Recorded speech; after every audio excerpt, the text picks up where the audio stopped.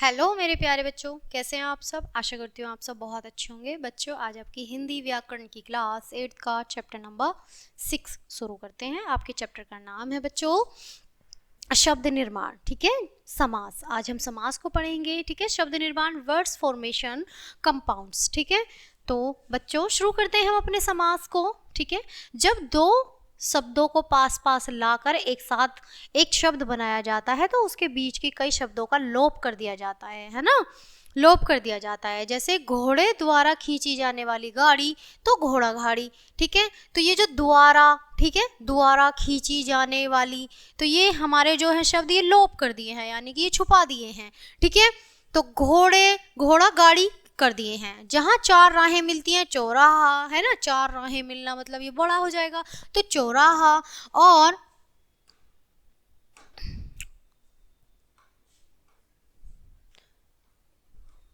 और पति और पत्नी, पति पत्नी, महान आत्मा तो महात्मा। ठीक है, इस प्रकार बने यौगिक शब्द समास कहलाते हैं बच्चों, समझे।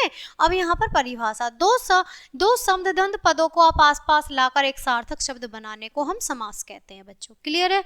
ठीक है, समास विग्रह, कंपाउंड्स, प्रक्षेपण। ठीक है, विग्रह का अर्थ है अलग करना। ठीक है, विग्रह का अर्थ है अलग करना। जुड़े हुए शब्दों को अलग करने की क्रिया को समास विग्रह कहते हैं। समास जो है, समास युक्त शब्द देश निकाला, और समास विग्रह होगा देश से निकाला हुआ।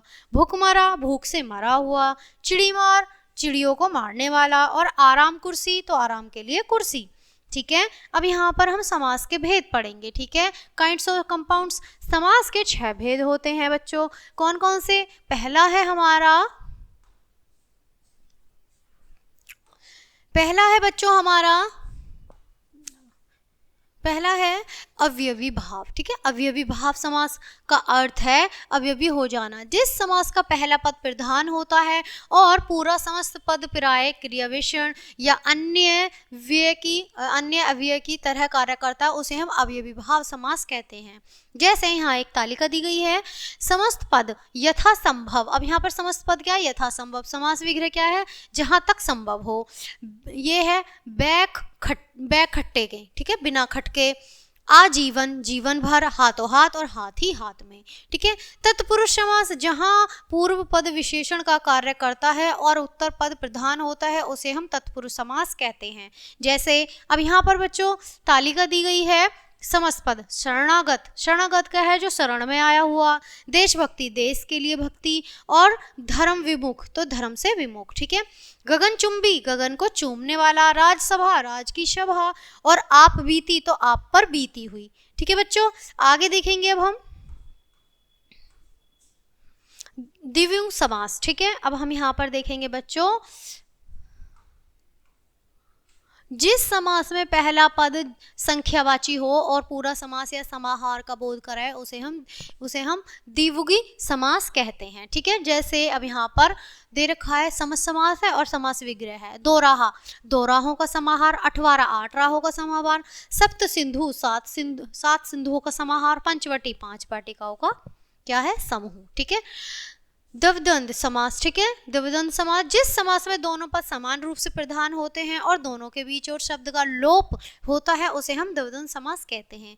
जैसे अब यहाँ देखेंगे बच्चों, राजा रानी, राजा और रानी, यहाँ पर अब और लग जाएगा। ठीक है, आचार विचार, आचार और विचार। सुख दुख, सुख और दुख। दाल चावल, दाल और चावल। ठीक है, अब देखेंगे बच्चों कर्म धारय समास, जिस समास के दोनों पदों में विशेष विशेष्य अथवा उपमान उपमेय का संबंध होता है, उसे हम कर्म धारय समास कहते हैं।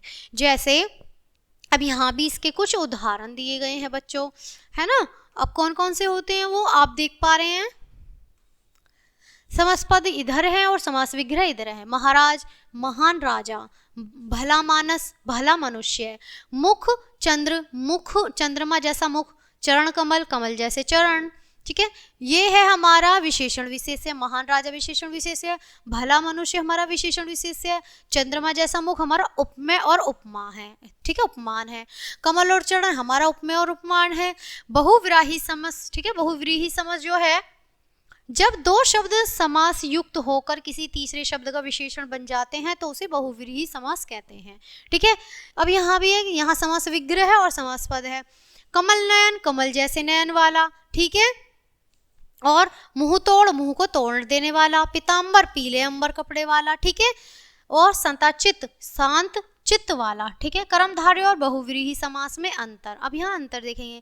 कर्मधारय समास के दोनों पदों में विशेषण विशेष्य अथवा उपमान उपमेय का संबंध होता है, जबकि बहुव्रीहि समास में दो शब्द समासयुक्त होकर किसी तीसरे शब्द का विशेषण बन जाते हैं। नीचे दिए गए उदाहरण देखकर इस अंतर को समझिए, ठीक है। यहाँ पर अंतर दिया हुआ है, आप देखेंगे बच्चों। पीतांबर, पीला अंबर है ना, यहाँ है कर्मधारय, ठीक है। पीतांबर, पीले अंबर वाला, ठीक है, यहाँ है बहुव्रीहि समास। कमल नयन, कमल जैसे नयन, यहाँ है कर्मधारय समास। और कमल नयन, कमल जैसे नयन वाला, तो बहुव्रीहि समास हो जाएगा। क्लियर है। अब यहाँ अंतर देख पा रहे हैं आप। अब देखेंगे बच्चों यहाँ पर आप संधि और समास में अंतर, difference between joining of compounds, ठीक है। तो आप देखेंगे संधि में दो समासों के बीच ध्वनियों का मेल होता है और दोनों शब्द एक बन जाते हैं। लेकिन समास में दो संबंध पद को पास पास लाकर एक सार्थक शब्द बनाया जाता है। संधि में विभक्ति या पद का लोप नहीं होता, लेकिन समास में विभक्ति और पद का लोप होता है। नीचे दिए गए उदाहरण देखकर इस अंतर को समझिए, ठीक है। यहाँ पर ये अंतर के लिए उदाहरण दिए गए हैं। गज जमा आनंद, तो क्या हो जाएगा गजानन। तो गजानन है हमारा ए जमा आ, तो आ हो जाएगा, तो आ की संधि आ रही है, ठीक है, ये संधि है। गज जैसे आनंद वाला, तो यानी गजानन। और यहाँ पर है हमारा समास, ठीक है। अब है हिम जमा आल्य, तो क्या होगा हिमालय। ए जमा आ, तो आ रहा है, तो ये संधि है। और हिम का आल्य, तो हिमालय, और यहाँ पर समास आ रहा है, ठीक है बच्चों। तो बच्चों ये थे आपके समास जो मैंने अच्छे से आपको डिटेल किए। आई होप पार्ट को आप अच्छे से समझा होगा और अच्छे से समझ आया होगा। बच्चों ये पार्ट यहीं खत्म होता है, मिलते हैं आपसे नेक्स्ट चैप्टर नेक्स्ट वीडियो के साथ। तब तक के लिए bye bye and thanks for watching.